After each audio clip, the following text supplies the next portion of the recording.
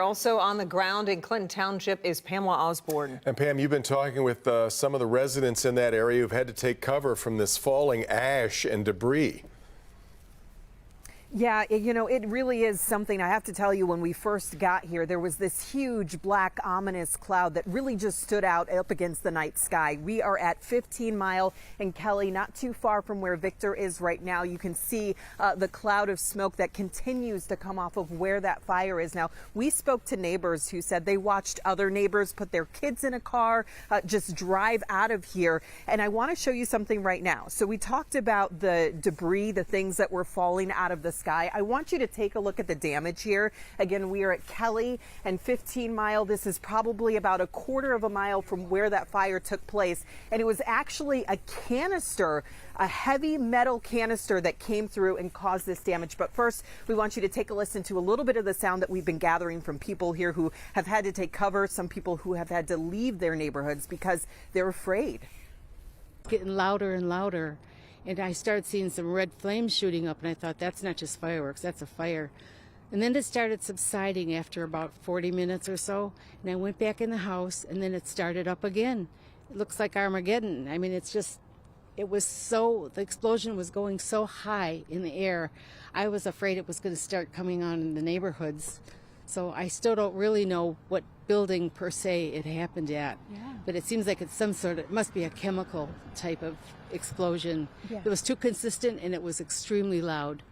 It was like a million firecrackers going off at once. Well, I went in because the explosions were really extreme and the amount of smoke going through, and I thought there's got to be some bad chemicals in there, because I didn't know what all was in the canister that Goo was selling. A lot of drug addicts, you see, picking them up, so that was partially what their big customer base was. So that you were hearing shoot out and hitting. They're not. That's what you were hearing hit the ground.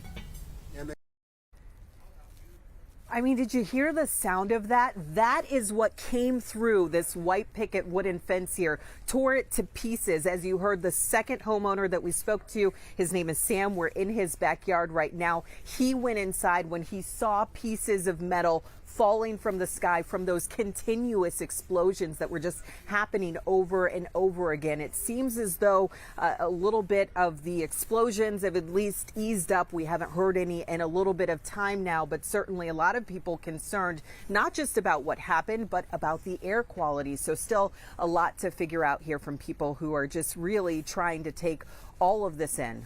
Back to you guys. And that's exactly why we've been hearing from our emergency officials that people need to stay inside, is because the debris that is traveling, the smoke, the air quality that is not good, because we don't know what's burning.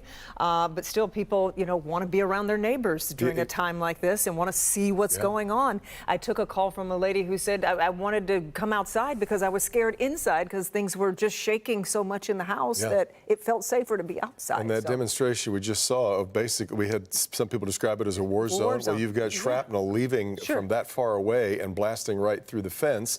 We had earlier, we were showing you some of the video from our chopper shot. I wish we still had the chopper up. However, the debris is so high in the air at this time, at this hour, we can't have the chopper in the air over the scene. So that's the situation right now. Again, no one knows exactly what it is that is burning in that plant yet. We can't stress that enough.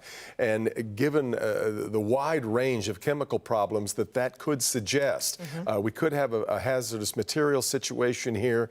We just don't know. And that's why everybody is being urged to stay indoors, stay away from that area there at 15 Mile and Groesbeck. Another situation we're going to need to follow is the schools in the area for tomorrow. That's right. We have not heard anything yet about any school closings, but we're obviously going to be watching all of that. We're going to continue to monitor the situation even after we're off the air here at 11:35 tonight. Those updates are going to be on the homepage of clickondetroit.com. More breaking news coverage with the latest warnings from police and fire. We've got all the viewer video that we've seen. There's been plenty of that tonight of these explosions, everything that we've learned about select distributors. We also will be back out in Macomb County. We'll be there throughout the night and then into the morning to get a first-hand look at the damage after the sun comes up, and hopefully updates here coming throughout this newscast.